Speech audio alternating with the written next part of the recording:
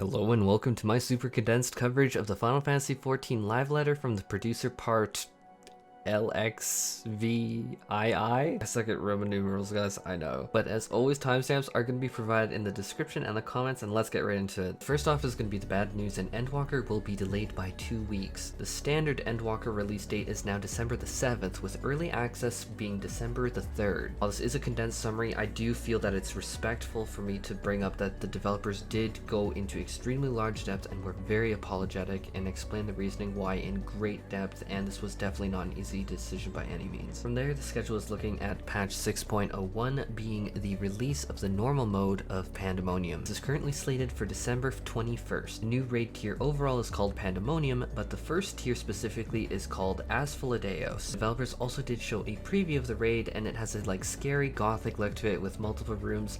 I'm not gonna lie, guys, I am actually really freaking excited for this. This is actually giving me an aesthetic that I really love in gaming, and so I'm so happy. The developers also announced that they are going to be introducing brand new treasure maps and gave us a little bit of a preview of the field, or specifically of the floor. The map hunters rejoice. January 4th is when Pandaemonium SAVAGE and the new elegant tomestones and brand new best in slot gear pieces will become available. Really, this is gonna mean that you have a month to level up all your jobs, do different role quests and all that kind of stuff, and really just ease your way into the expansion. The developers also showed the launch trailer for Endwalker, and there were, I will say, because I did watch it, there are spoilers in there, so buyer beware. If you're gonna click on that link, I am not showing any footage of that particular trailer here. I can say it is amazing, it is epic. If you want to see that and you are okay with a little bit of spoilers, check it out, but otherwise avoid it because there are spoilers. I just think that that's a fair heads up to anyone. It's because I know there's so many people that are similar to me that want to avoid spoilers at all costs, and oopsie poopsie, I kind of messed up. I can say it looks amazing though. PvP is getting a brand new mode called the Crystal Conflict in 6.1, which is going to be replacing the Feast Game mode, and this is going to be a smaller scale PvP mode,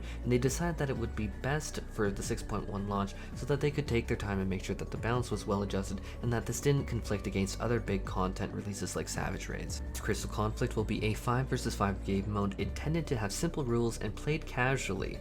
There is also, I'm thinking, am I going to play this casually? Probably not. I'm probably going to grind this like crazy. But there is also the removal of roles in matchmaking and associated actions. There's also going to be a new adrenaline rush mechanic that is going to now be job specific, which is something that you could almost think about, as far as I understand, like a limit break. The developers did, interestingly enough, mention that this is intended to be a very novel experience in 14, especially compared to other PvP modes with less role specific functions, and that more details will come closer to the 6.1 release. So the goals of Crystal Conflict is that each team will have a base and that there is a crystal in the middle of the field. They will push this payload, kind of similar to Overwatch 2, right? And push the payload to their base in order to win. There's also going to be a diverse array of maps, and there's also going to be unique mechanics and traps that happen on some of these maps that will shake up the gameplay. Guys, I gotta say, I am actually such a huge fan of this. I am actually worried that this might take over my life for a few weeks. I think that this is actually going to be freaking amazing. I actually do. PvP is also getting a rewards overhaul here, and they are adding a so-called series system that will be added in addition to the current seasons of PvP that are not going away. Seasons are still here, guys.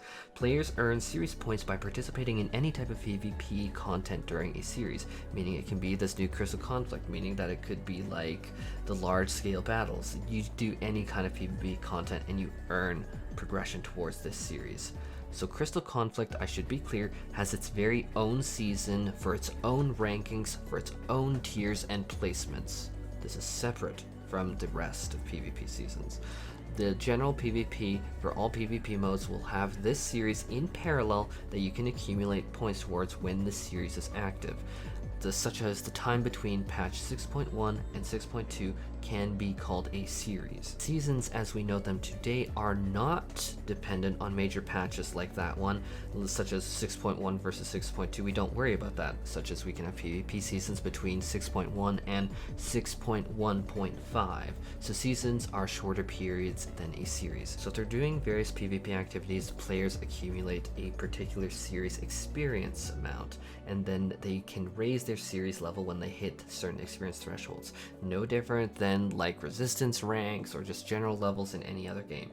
The way I understand it personally is that it is literally a battle pass, which is also a free battle pass because our developers are what? They are a gift. Really, one of the goals for the system was, rather than based on wins or based on losses, anything that you do PvP related can just continue to have you accumulate these points. So what you're actually earning through this is that you get a token per level, and then at certain key levels within the series you can also get special things like mounts, gear, or other items.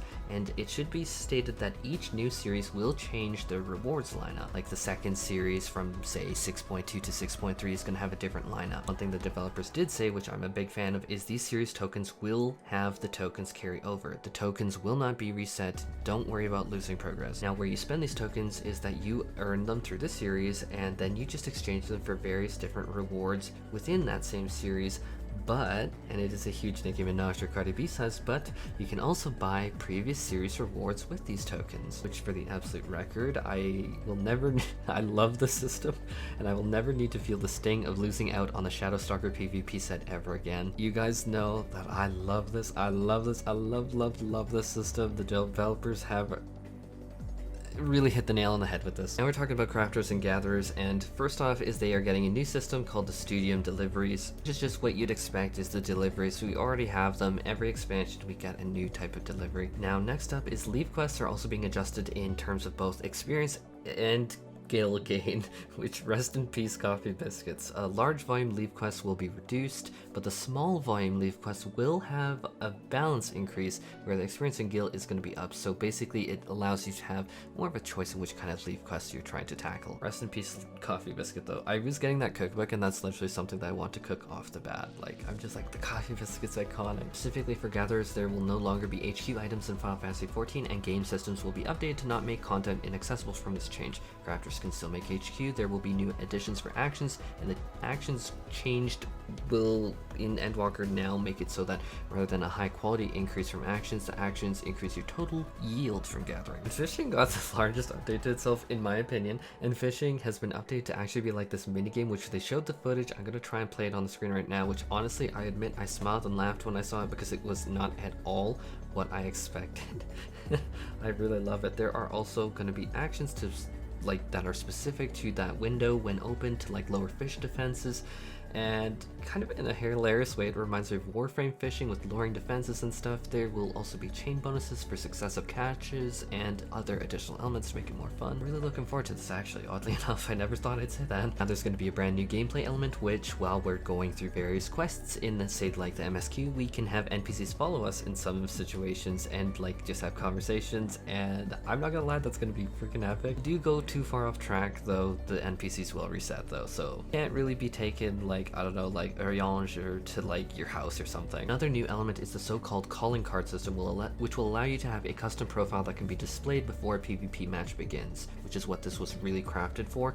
But they did say that this potentially will be used in say like the player search window. There will be backgrounds and profile customization options, which are going to be just added throughout the game to really allow you to customize this. Developers then showed off some of the brand new glamour sets that we could look at. Some of the Tombstone gear, they showed off some of the raid gear, which looks freaking amazing by the way. I love this aesthetic.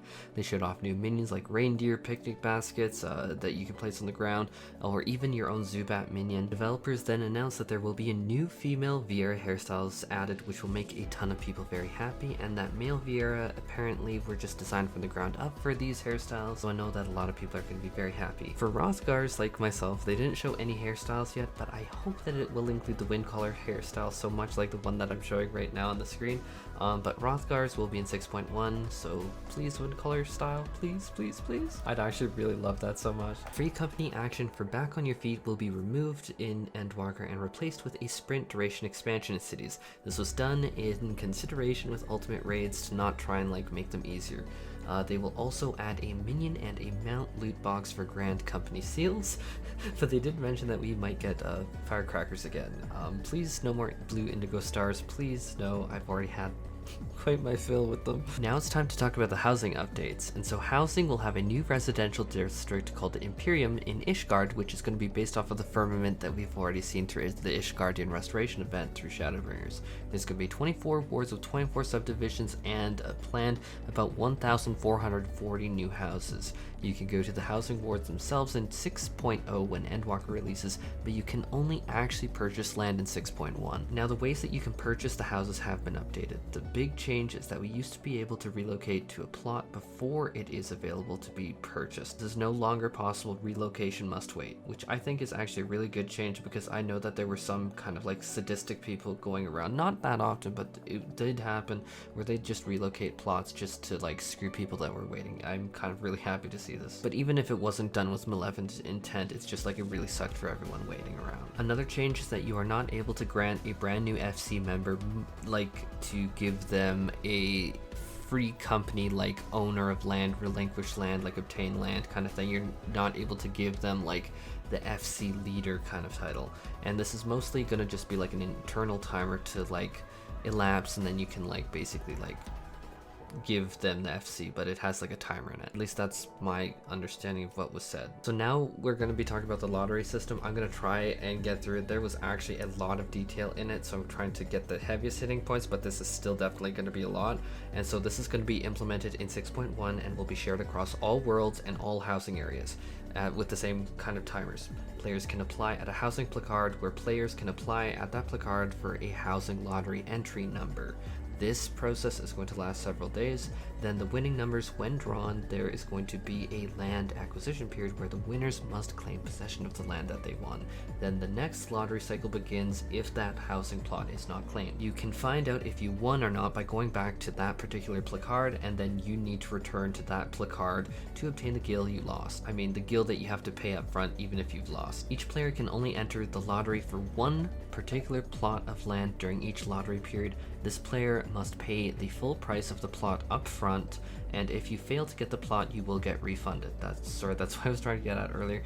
Also, you cannot withdraw after entering a particular lottery. The lottery system will be a different between private or free company plots in what requirements they have. Private requirements are to have at least one jobber class above level 49, so 50 or higher, and a Grum company rank of second lieutenant or above. Another character on the same service account must also not own a plot on that same world. This means if you have like 5 alts on Gilgamesh, only one of them can own a plot on Gilgamesh for personal. But you can obviously enter a lottery to relocate to a new plot. And then for a free company plot, the character has these requirements. The character must be a member with the authorities to purchase a plot or relinquish the land of a plot. And likewise, we were talking about that earlier with the timer, so that's going to definitely bar this ability. The next thing is that the free company must have at least 4 members and be rank 6 or above. Now for the buyer, they must not own, as a buyer, an FC plot on the same world. They can, however, relocate to a new one. Now on the note of housing, there are more pictures of housing stuff, which is the super cool cafe looking setup, which I actually think is really cool. Lastly, they did mention Island Sanctuary was intentionally not put into this live letter. They did say that it wasn't a delay, it's just a part of greater Endwalker content just throughout the patches.